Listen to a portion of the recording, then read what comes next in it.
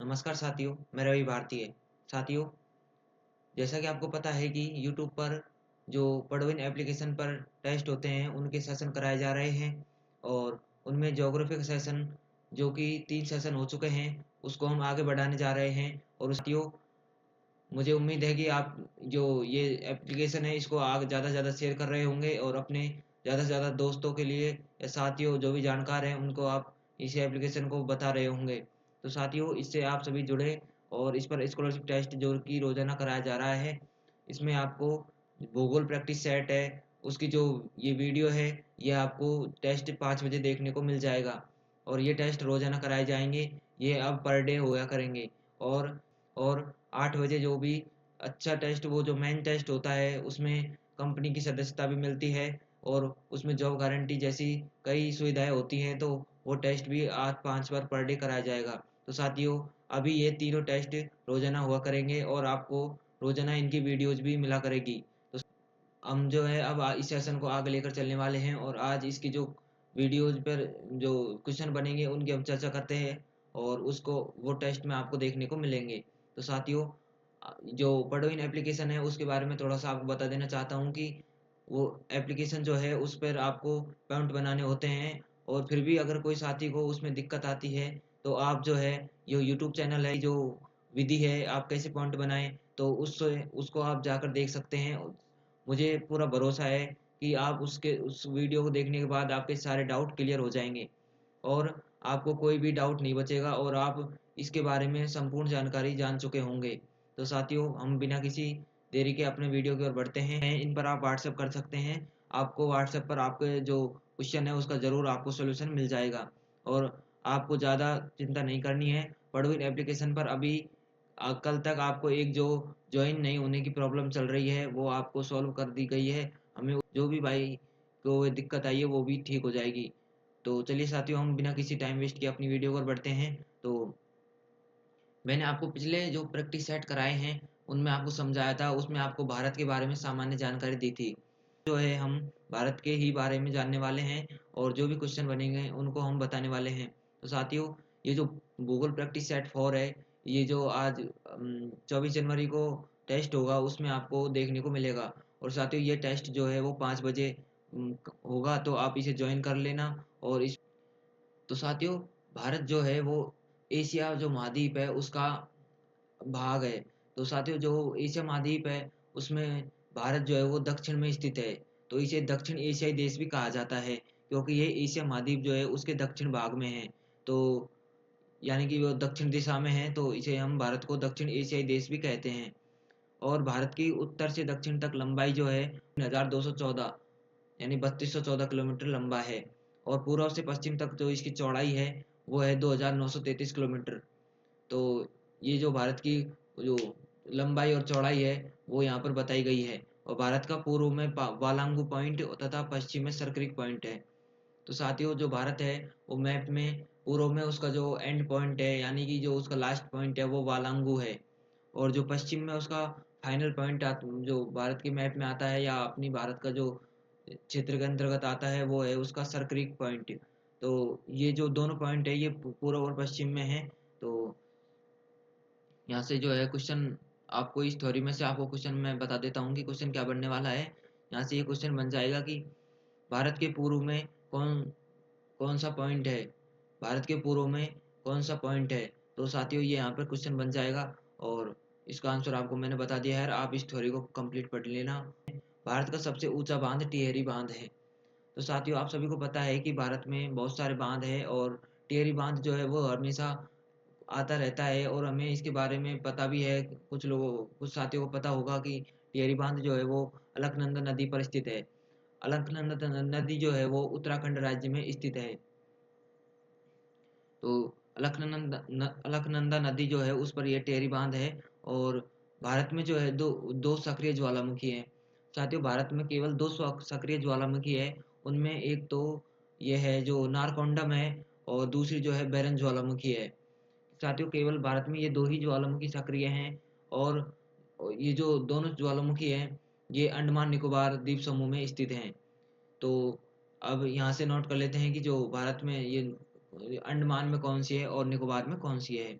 तो साथियों नारकोंडम जो है, तो आप इससे याद रख सकते हैं कि जो न है, तो जो निकोबार है उसमें भी शुरू में न आता है और नारकोंडम में भी शुरू में न आता है। तो साथियों जो नारकोंडम है वो है निकोबार में, और जो बैरन है वो है अंडमान में। तो ऐसे आप याद कर सकते हैं और आप कभी भूलोगे नहीं साथियों। ये एक तरीका होता है, इसे आप सभी को पता होना चाहिए। कोई भी लॉजिक आप उनको हेरना है, रट्टाफिकेशन से कभी कोई चीज़ें यादें नहीं रहती, वो परमानेंट टाइम तक कभी भी टिक नहीं पाती। हमें कोई बात बताई जाती है तो उसके पीछे लॉजिक ढूंढना पड़ता है, और उस लॉजिक से उस चीज़ को याद रखना पड़ता है, और वो चीज़ें हमेशा हमेशा के लिए तो नहीं, लेकिन हम बहुत समय तक, अधिकतर से मतलब परमानेंट टाइमली, बहुत काफ़ी लंबे समय तक हम उसको याद रख सकते हैं। और जो भी ये भूलने का सिस्टम है ये हमारा कम हो सकता है। तो साथियों इस तरह से हम याद करेंगे तो हमको कोई मतलब याद करने में दिक्कत नहीं होगी और हम उन्हें भूलेंगे नहीं। तो ऐसे आप याद कर लेना, और ऐसे अपने जीवन में भी कोई भी आप चीज़ें याद करो तो उनमें आपको ये लॉजिक मेरे हिसाब से अपनाना चाहिए, और आपको इसमें बहुत ही लेसन देखने को मिलेगा और आप चीज़ों को जल्दी से भूलने भी नहीं लगोगे। तो साथियों यहाँ से मैं आपके लिए क्वेश्चन बना देता हूँ कि जो बैरन ज्वालामुखी है वो कहाँ पर पाई जाती है, या फिर यहाँ पे ये क्वेश्चन बना दिया जाएगा कि जो अंडमान द्वीप समूह है उसमें कौन सी ज्वालामुखी पाई जाती है। तो यहाँ से कैसे भी क्वेश्चन बन जाएगा। तो साथियों आप इसे पढ़ लेना और आपको क्वेश्चन यहाँ से देखने को मिल जाएगा। भारत के प्रमुख घाटों में पश्चिम घाट आता है। तो साथियों भारत के जो घाट हैं वो पश्चिमी घाट भी है और पूर्वी घाट भी है। तो पश्चिमी घाट जो है उसमें इसका बताया गया है कि जो पश्चिमी घाट आता है उसकी लंबाई 1600 किलोमीटर है। यानी कि वो जो लंबा है, यानी कि उसकी जो लंबाई है पश्चिमी घाट की, वो उसकी लंबाई 1600 किलोमीटर है, और ये गुजरात से और केरल तक इसका विस्तार है। साथियों जो ये घाट है, ये जो पश्चिमी घाट है, इसको हम सह्याद्री पर्वत के नाम से भी जानते हैं। सह्याद्री पर्वत इसका नाम दिया गया है, और ये 1600 किलोमीटर लंबा है। अब ये जो सह्याद्री पर्वत है, इसको हमने तो क्या, जो यहाँ इसके जो साइंटिस्ट हैं उन्होंने इनको 3 भागों में बांटा है। जो ये पर्वत है इसको 3 भागों में बांटा है। इसके 3 भाग किए हैं। इसके पहले भाग में गुजरात से गोवा तक का भाग आता है, और इसको कोकण तट के नाम से जानते हैं।